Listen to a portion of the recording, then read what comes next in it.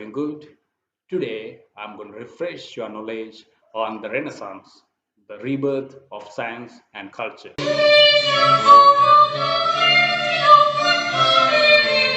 The Renaissance refers to the period in European history approximately between 14th and 17th centuries.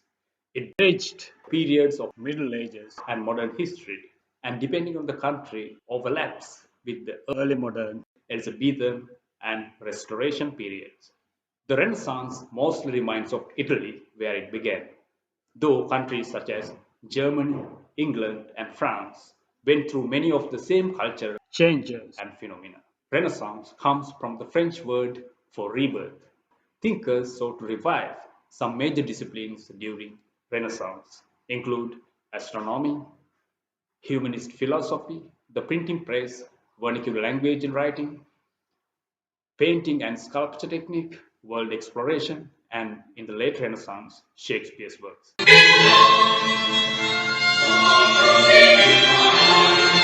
Speaking of the historical development, there were three main periods that saw resurgence in the art philosophy of antiquity.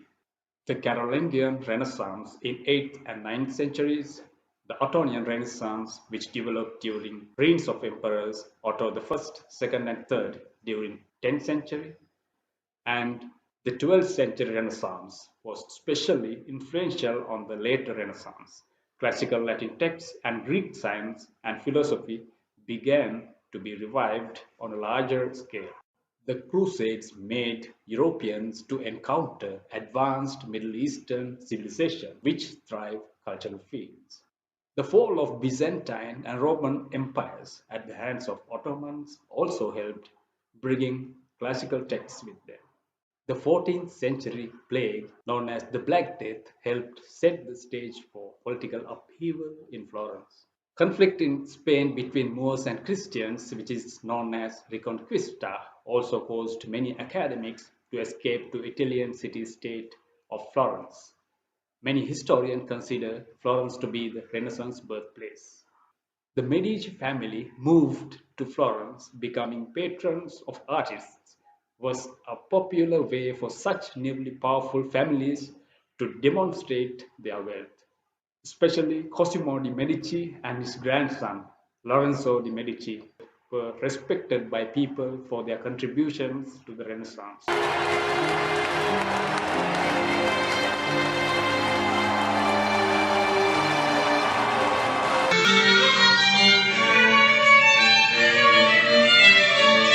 Now let's have a look at the characteristics of the Renaissance. Printing press, which developed in Europe by Johannes Gutenberg in 1440, allowed Bibles, secular books, printed music, and more to reach more people. Humanism allowed for a new mindset after the Middle Ages, focusing on human decisions, actions, and creations rather than unquestioningly following the rules set forth. Renaissance art focused on human beauty and nature and emotions. Perspective and light and shadow techniques were started to use.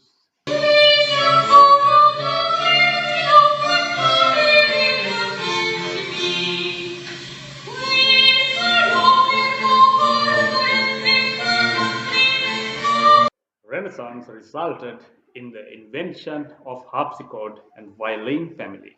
The printing press meant that sheet music could be more widely disseminated. Renaissance literature characterized classical ideals of tragedy and comedy. Shakespeare's works, especially Hamlet, are good examples of this. Themes like human agency, life's non-religious meanings, and the true nature of human are embraced. The most prevalent societal change was the fall of feudalism and the rise of capitalist market economy. Workers could demand wages and good living conditions, and so serfdom ended. Having money became more important than your allegiances.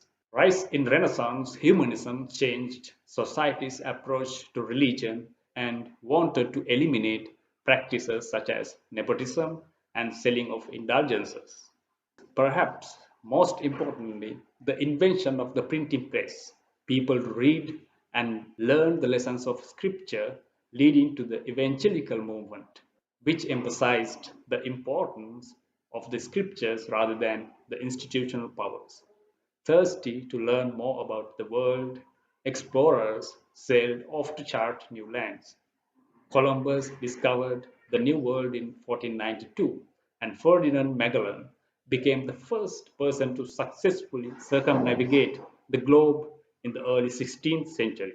There was an escalation in the study of astronomy, anatomy, and medicine, geography, alchemy, mathematics, and architecture as the ancients studied them. One of the major scientific discoveries of the Renaissance came from Polish mathematician and astronomer Nicolaus Copernicus.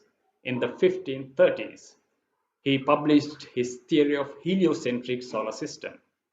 This places the sun at the center of the solar system rather than the earth. It was a major breakthrough in the history of science, though Copernicus' book was banned by the religious leaders. Empiricism began to take hold of scientific thought. Scientists were guided by experience and experiment and began to investigate the natural world through observation. This was the first indication of a divergence between science and religion. Scientists found their work was suppressed or they were demonized as charlatans and accused of dabbling in witchcraft and sometimes being imprisoned.